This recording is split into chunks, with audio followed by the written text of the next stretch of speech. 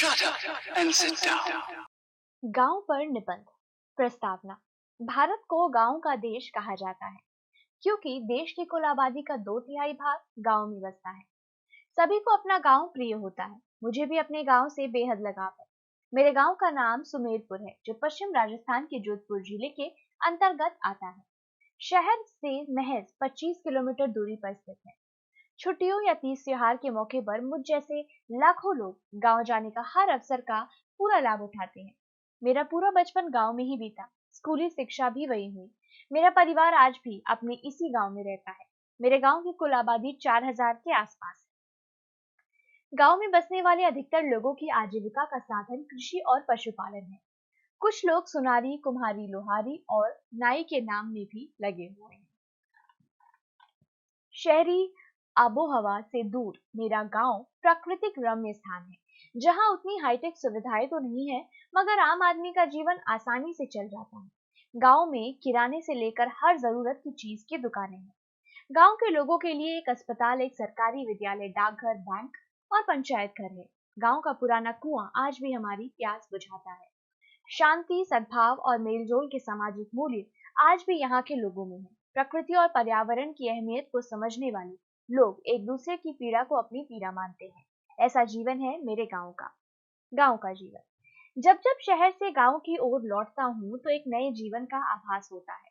शहर के कोलाहल और गंदगी से दूर रेगिस्तानी भूमि में हरे भरे खेतों के बीच बसा गांव अमूमन शांत ही रहता है। स्वच्छता मेरे गांव के लोगों की पहली प्राथमिकता है। घर घर पक्के शौचालय बने हुए हैं। कुएं का पानी घर घर नल के जरिए आता है। गांव की गलियों और नली नालियों की नियमित सफाई की जाती है।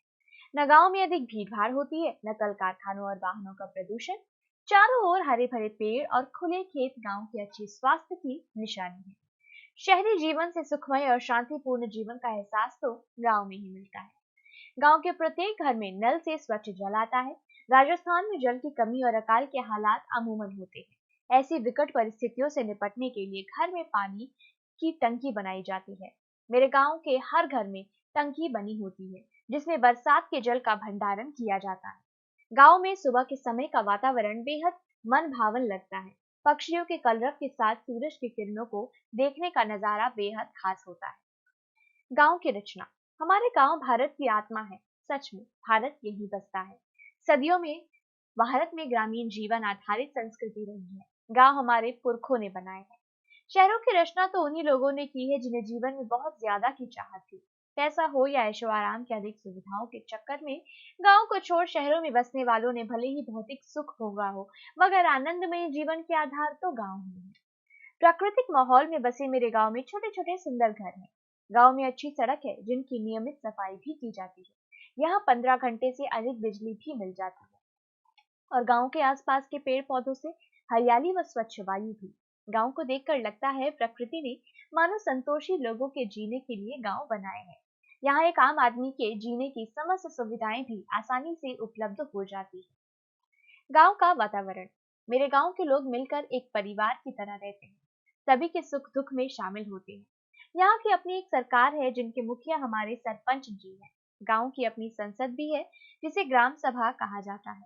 अपनी छोटी बड़ी समस्याओं को आपस में बैठकर विचार विमर्श के जरिए सुलझा दिया जाता है। ये मेरे गांव की चौपाल है, जो यहाँ न्यायपालिका का कार्य करती है। यहाँ अपराध शून्य वातावरण रहता है। शराब आदि शहरी बुराइयों से आज तक मेरा गांव बचा हुआ है। अच्छा गांव का वातावरण है, इसलिए लोग बीमार भी बहुत कम बार पड़ते हैं। सामान्य इलाज के लिए गांव का सामुदायिक स्वास्थ्य केंद्र अपनी सेवाएं देता है। गांव के काम। शहरों की तुलना में गांव में आजीविका के सीमित साधन ही हैं। मेरे गांव के अधिकतर लोग अपने पारंपरिक कार्य से जुड़े हैं। बहुत से लोग कृषि और पशुपालन का कार्य करते हैं। सुनार, लोहार, बढ़ई, कुम्हार, धोबी, दर्जी, माली आदि अपने अपने व्यवसाय में बहुत खुश हैं। कुछ लोग अपने घरों पर ही लघु उद्योग के जरिए आजीविका निर्वहन करते हैं।